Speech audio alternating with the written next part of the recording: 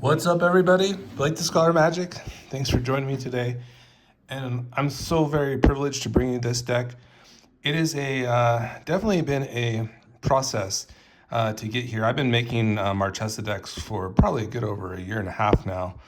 Kind of always circled back. Didn't really know the interest of the public for this deck, and I found out that it was a really good interest, over time. But I just like to revisit it and just kind of learn more about the deck, see what new cards are available. And I think you're just going to absolutely love this version of this deck. It's a very cool play style. It definitely has a tempo, I would say, defined as like tempo. I wouldn't say it's full control because we do play like a lot of permanence in this manner. But it does kind of remind you of like a very value-orientated commander. And what's really nice about it is that it has like the ability to play on your opponent's turns quite frequently and get value on their turns. You can hold up your mana.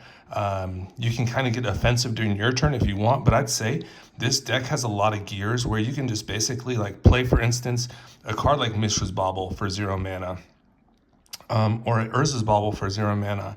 And you can just like kind of hold on to that and hold up like counter magic or removal. And if your opponents like don't do anything, you can just like crack these and get value from them with Marchesa. So let's learn a little bit more about Marchesa. We got a really cool little lineup to go through here to start. So let's get right in. Let's just kind of zoom in on her.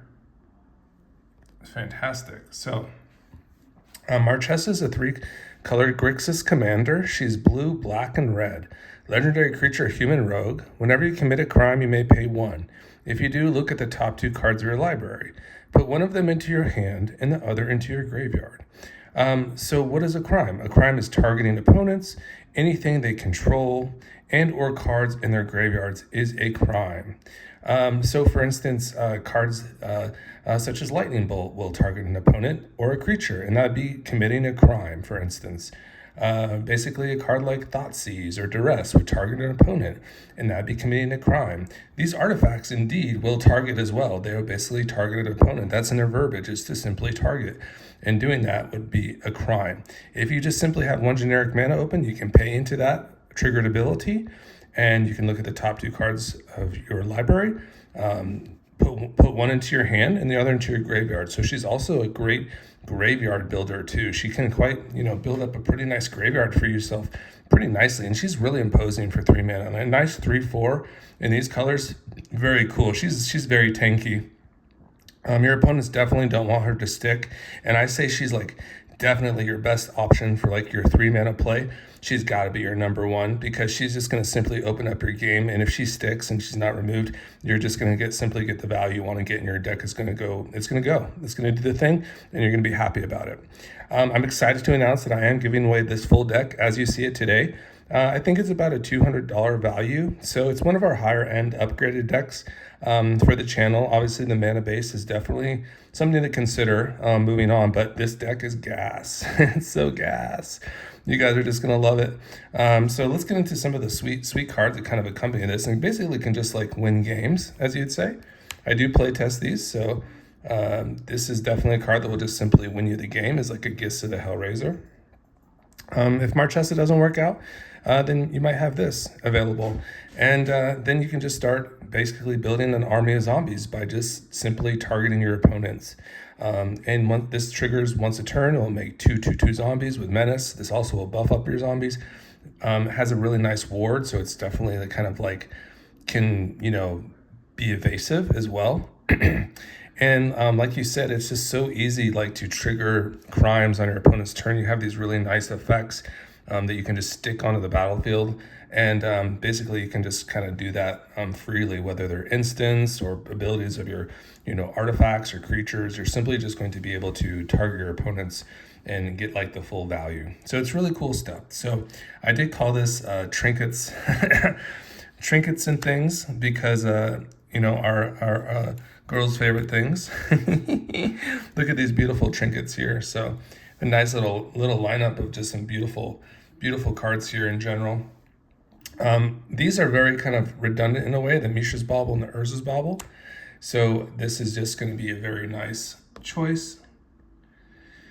it's going to let you for 0 mana, which we like because you have to consider like I want to like basically be inexpensive with my crimes and I want to get value. So Mishra's Bauble is really good, a really good option.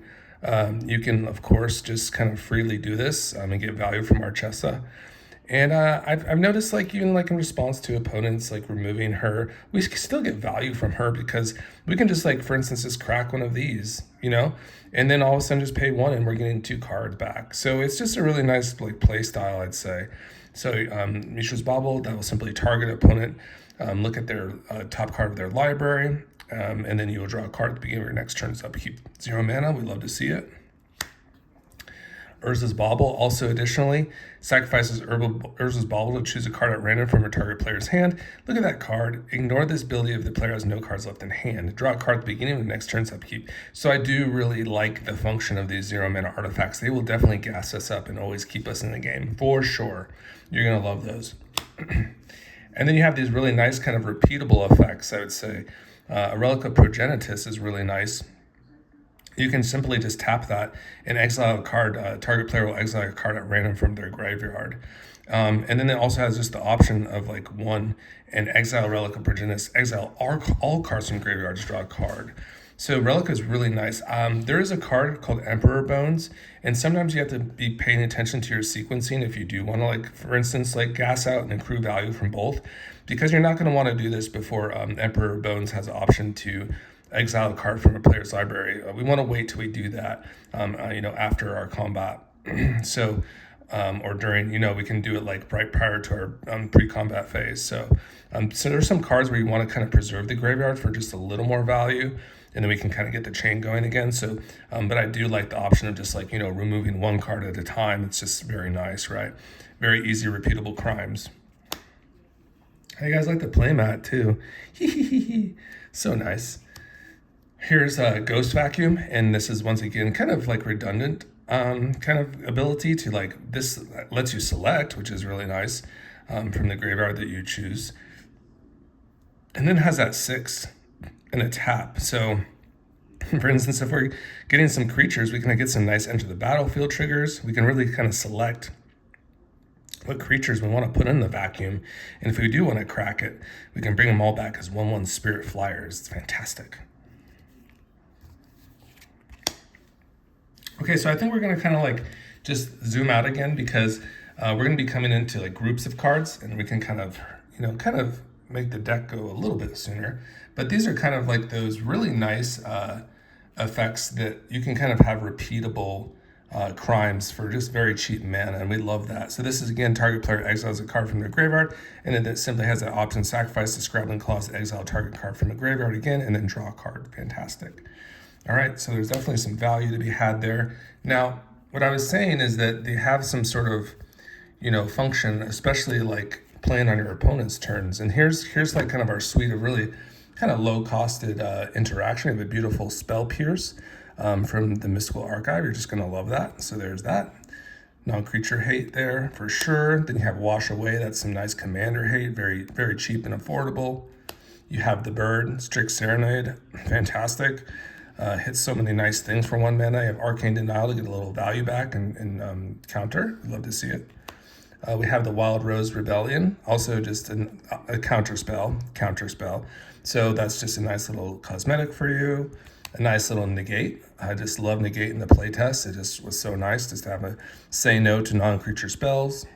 A Memory Lapse just to kind of, value into our Grixis colors and kind of splash around a little bit. It's kind of nice there. Invert Polarity is kind of probably one of the greedier spells, but I do like it. I just always like the kind of the value of it. And it's kind of always like a, what would you say, gotcha card. And if you do get that permanent when you do counter, it's just like icing on the cake. So I like Invert Polarity here for sure. I do like Jawari as a land option or a counter spell. I love Sink into Stupor, so we definitely didn't hold back on this one for you guys. So make sure you like and comment. That's how you become eligible, is by commenting on the video. Be a subscriber. I'm really trying to get to 750, so I'm sure this video will get us there. 100 likes would be fantastic for the game plan. We've been popping off on some of these and some not. So I really think this is a one, guys. So let's keep it rolling. Sink into the stupor for a little bounce or land. You love to see it. And then Waterlogged Teachings, this can just fetch up an instant card, and it can also pose as a dual land, so we just love it for our colors. So that's kind of the game plan. You can have these really sweet like artifacts, such that we demonstrated, and this also these really nice counter spells. And you just have this really very satisfying play style where you can just kind of chill back. And if you want to counter something, you can counter. If you want to get value, you can use your mana and exercise your mana, like with those artifacts, and commit crimes and start drawing more cards or putting cards into your graveyard. It's fantastic. Honestly, one of my favorite commanders. Like I'm in love, guys. I just love the gameplay from this. I'll post the gameplay. I went 3 matches 3-0. Like it was just really nice. Like I don't know what else to say. But here's our pivot point. We'll get into like kind of our sorceries here, and then we'll get right into the creatures. So here is like kind of our pivot point where we have like this really nice counter magic option, like in a Drown in the Lock. And it also can pose as a removal, like a destroy effect. So we do really like that modality. We do like how like that kind of like is a really nice segue to kind of get into like our removal options that we have at instant speed. I just love a cut down. I solved the equation for this, and I think it definitely made the difference on a game. Just to like solve for this, cut down something and still get value from Marchesa all in one like kind of swoop. It was really nice 1 drop here to like kind of handle even like 3 drops, like an Inimba Call, who's a 2/3, is really menacing. You just cut it down, and then it's like, it's such good efficient removal. Such a great card. Really good design there. Fatal Push, just a nice removal. If a permanent leaves the battlefield, we can get a 4-drop with that. So that's really nice. Really good, variety there. Terminate is just that really nice, like instant speed, destroy creature, can't be regenerated, fantastic. Bitter Triumph can actually hit planeswalkers too, so it's just the bomb. It can actually build your graveyard too if you want to in a pinch. Otherwise, you lose 3 life for that exchange. Infernal Grasp is just that also really nice removal option for sure. Destroy target creature, you lose 2 life. Just like very, very low downside, I'd say. Here is the Nowhere to Run. I'd say this is probably one of the more greedy ones, but we run so much removal that it kind of makes sense just to try to run this and just like basically get through hexproof and the such, or protection spells. I think that's kind of a really nice option, Nowhere to Run for sure. These are still all instant speed. So yeah, it's just a really, really cool deck. Oh man, it's so nice. Withering Torment, destroy target creature enchantment, you lose 2 life. Like a little modality there from enchantments, you love to see it. Kolaghan's Command, so nice. Just to maybe take out an artifact, take care of a creature, maybe put some pressure on an opponent by having them discard, or maybe get back a creature from a graveyard to your hand. So many modes. I love this card. Bedevil played really well in playtesting because it hit planeswalkers too. So planeswalkers can get annoying at times, but Bedevil can definitely take care of that for you. Baleful Mastery, you can have like the option to play this at a lower cost to give your opponents a card. You might do that on some circumstances, or just pay the full cost for the exile target creature or planeswalker. God dang. So I didn't put in the Felda Profane, but I'm sure you have one of those laying around, guys. I can't afford everything, but I will give you a Hagra Mauling. Don't hate me. So we will do this like a wheel spin for this we usually give about 3 weeks for the video to kind of develop the most, and then we spin a wheel for the videos that apply to this commander. So it will definitely be the Marchesa video that I just posted, and I also posted like a $85 challenge video. So those are the ones you're going to want to comment on, and make sure you watch them too. I'd appreciate it so much, guys. Let your friends know that we're giving away sweet decks that are decent. All right, here's Siphon Insight, just a really nice value card, right? This will obviously, get into an opponent's library. It's just really nice value for us, and it's repeatable with a flashback. Great card. Here's Solve the Equation, and I just like the low cost.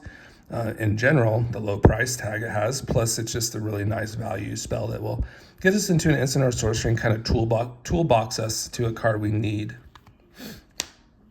Here's Bloodchief's Thirst. Also just like another fantastic option, very good modality kicker where you can start hitting planeswalkers as well, or any creature that's not 2 value or less. Otherwise, it's just will hit creatures with 2 value or less. Creatures or planeswalkers. What a card these are, huh? They're so cool. Feed the Swarm to take care of a creature enchantment. And remember, we're all on sorcery speed now, okay? And then here's some sorcery value cards like Strike It Rich for a little acceleration. We have Reanimate to fish out those cards that we get into our graveyard. Fantastic. For 1 mana. Persist will also do this for our non-legendaries. Fantastic. And a Coinling Rebirth in case we want to double up on some of those really nasty things that we put in the graveyard. A really nice foily Coinling Rebirth for you.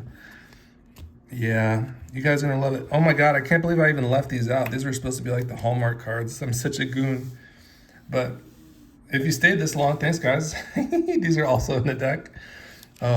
Let's go over Laughing Jasper Flint first, because he was actually my favorite card in playtesting. It wasn't even close. Just having these things like fish out 2 cards, like with Marchesa and Laughing Jasper Flint on upkeep and then committing a crime, the selection was just the chef, guys. It was the chef. It's really fun. You may cast spells from among those cards, yeah. And mana of any type can be spent to cast those spells. I love this guy. It's just really cool. And then Sephiroth. Probably not honestly the best look for Sephiroth, but dude, the repeatable crimes cannot be questioned. Like, as creatures are dying, we're pinging for damage. And guess what? We're going to pay 1, and we're going to get value with Marchesa. So we just love to see it.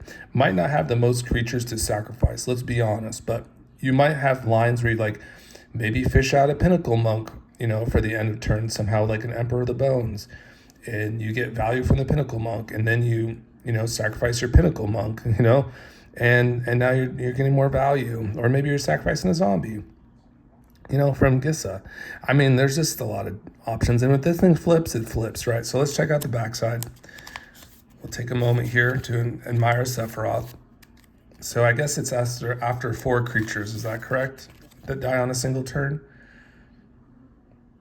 Yes, the 4th time that a creature dies for a turn, you will transform Sephi. And Sephi will turn into the one-winged angel. As this creature transforms into Sephiroth, one-winged angel, you get an emblem when whenever a creature dies, target opponents lose life. Dude, yeah. And whenever Sephiroth attacks him, you sacrifice any number of other creatures. If you do draw that many cards, fantastic. Okay, so let's get into our creatures here, guys.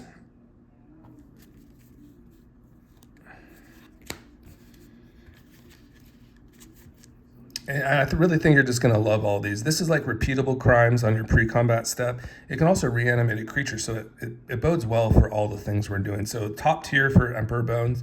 If I'm going to put like a tier list for Emperor of the Bones, I'd say Laughing Jasper Flint is up there. Emperor of the Bones. Any of the 0 drops, the 1-drop artifacts are huge. The counter magic, Tiny Bones joins up. Those are all really solid, like repeatable crime enablers that just put in a lot of work. So this one's really good. Emperor Bones. Then you have like your Blood Artist effects that are similar to Sephiroth. So we have 2 of these, the Blood Artist. And as creatures die, of course, we just kind of repeat that process, which is nice. So there is the Vengeful Blood Witch. Similar to the Blood Artist, when a creature dies, target opponent loses life, you gain a life that will be targeting and be committing crimes. Similar, the big top dog here is the Vein Ripper. So yeah, the Vein Ripper is going to be like your number 1 homie here, and you're just going to be able to freely cast this or maybe persist it. That's like kind of like the lines you're looking for. If it gets removed, you can bring it back, and I just love it. I just like the fact that you can just start pinging your opponents for more than 1 damage with this and have a really nasty 6/5 flyer on the battlefield that flies. It just really kind of shores you up, gives you that life gain to kind of stick with it too. That life gain is definitely not to be messed with.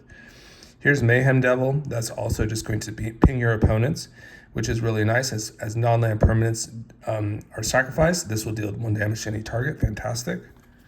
Yeah, Murderous Rider. For just that really nice like kind of modality where it can be like a removed planeswalker or a creature for the adventure side. And on the 2/3, it is a 2/3 lifelinker. So we just like that modality. Corpse Appraiser is like one of the more sicker cards. It took off a little bit in standard, but these are dirt cheap. You can get them for like 11 cents. They're so good too. Like you just can target your opponent's graveyard. You're going to get value itself just doing that. I mean, you're going to get to some selection there from your library. But then you're going to commit a crime. And it's just a really nice play style. Just like love these cards. Bogart Trawler to hit graveyards when it enters. Can be a land, fantastic. Ravenous Chupe for that easily reasonable casting cost. Just destroy a creature, clear the way for our victory. Love to see it. Pinnacle Monk, just for that awesome value from your grave. You're going to be building it up, so why not get value back from it? Love Pinnacle Monk to be a land or a creature that does this. Love Primal Odin as that very affordable 6 cost that just might win you the game in circumstances. So it's just kind of a really cool card to put in for this deck. Very a good persist target, as it's not legendary. So I just very fond of the Primal Odin. And you can just win off of that, like, Chapter 2, which is really cool. Crabomination just played very well in playtesting too. It just like really kind of empty-handed the opponent out. We got value from them on a lot of circumstances. It just played like really solid overall. And it'll commit the crime. And then Tyrant Familiar is that like really sweet option that's like repeatable, crime. And, it's going to be a menace because it's going to do 7 damage, to a defending creature that someone controls. And we'll make crimes available in Marchesa and be very cheap because we just have to pay that 7 initially.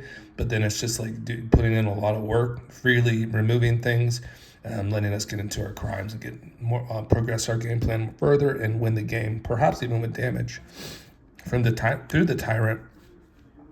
Here's our Hullbreaker Horror, and it's a really nasty casting cost, of course. We have the options for reanimation, but there might be circumstances where we go into a game where we can get a horror off, and I like the flash, and then once again, it's just going to be very useful for us with our low cost instants and sorceries, just to kind of like keep the board in control and kind of just like let us kind of be comfy, in that way. And that could definitely do it, the horror. Just with bounce stuff as we cast more spells, can return target spell you don't control to its owner's hand. Or return target non-land permanent to its owner's hand. So a lot of bouncing going on there.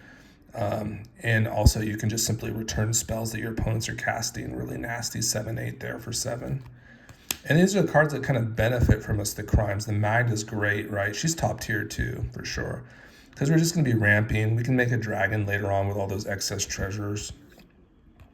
You have Karavak here to let us get back into some black cards that are in our graveyard. So just another really nice, I see crime, I like crime kind of stuff.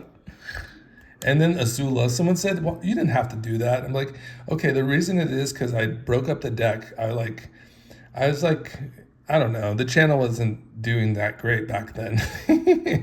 And I kind of got sad. And I was like, am I doing something wrong with this? I don't know, maybe we'll revisit her again. I don't know, what did you guys do with Azula? Like, I feel like she's great here, though. She's going to, let us pay into these crimes a little bit better with Marchesa, and kind of get that value when we do attack and we can copy our instance. So I thought it was pretty decent. I like it. I like it for the deck. Kind of curious what you guys did with Azula, though. Like, I know some people did like flash, like all flash creatures, which is pretty nice. I kind of like that, like flash spells, flash creatures. Maybe you do like a heroic deck with Azula. I think I was kind of more like a big, big score, like unexpected windfall, big mana stuff. I think that's what I was trying to do with her. So here's Tiny Bones joins up, and this is just going to be that really nice, repeatable targeting. As you have legendaries come on the battlefield, it's going to target any number of target players, which is really nice. So we could even build our own graveyard if we wanted to, if that was something we wanted to do. Otherwise, we're just going to bring out our legendaries, and it's just going to be very nice, repeatable crimes for us because they will see the legendary. We can target our opponents. They'll lose some life, and they'll mill a card. So that's really nice. I do like the Tiny Bones joins up, and they have to discard when it comes out in the first instance, so you do get value no matter what.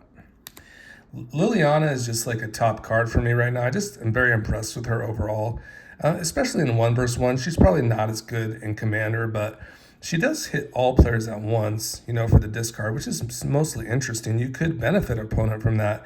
So that's kind of a dangerous one, I'd say. But we do have some graveyard hate. I do like the target player sacrifices. I like that she can kind of repeatably do that over and over again, which is really good value. So, and then that -6 is nothing to mess with either. So there's that. Here's Dark Ritual. And this is kind of our acceleration, so we have a nice Dark Ritual for you guys. I have some nice mana rocks here. Just the usual suspects, some talismans. Never hate it. I think I got a Siggy in here somewhere too. Somewhere. Arcane Signets. It's around there somewhere. And then we have our mana base. I don't think I organized this really. I was just like, let's fire the trigger here. But you have about 41 lands here. There's most of them will target to an extent or just be really nice dual lands. For us, they'll fetch up like any color, or they'll have benefits for our graveyard. Some nice avatar lands for you guys. So I thought that was pretty cool to kind of do like a matching set of avatar lands, because that's kind of what was allotted to me, and they all match. So that's really cool. There's a variety of fast lands here, damage lands, and slow lands. So I definitely kept the price tag low, and I have some scry lands too. Some really nice scry lands, and that kind of sums up like the mana base there. So guys, what did you think? Was this like the video? I hope it was. I'm trying to get to 750, but the way you guys are working, like we're gonna get to Thou Wow soon here. So what happens then? I'm not sure, but this is like kind of like the deck that probably would even be for the 1,000 subs. I assume, if we kind of on the right train, how I see it is, we'll hit the Taeko deck, and then we'll move on to Tevel. We still have Tevel to give away, and Atraxa. So those are pretty big videos too. So be on the lookout for those. If you just visit my channel, you'll see that like we've kind of been building these decks through Brawl, and kind of use our Spidey sense to get them ready for EDH. So we definitely have some inclusions here that are EDH worthy, and I'm just so overjoyed to kind of let one of you guys win this one. And again, just make sure you comment on the video. Just say what's going on. Talk about whatever you want. Start a conversation. And maybe we'll make a Discord too. I feel like maybe DG Hermit should have a Discord, because I don't know if you guys know him, but he's the bomb. He's a grinder, and we're sick, man. We're the sickness. There's a lot of cool channels. Noob Nights is really cool too. If you want to check him out, he doesn't make too many videos. He just pops off when he does.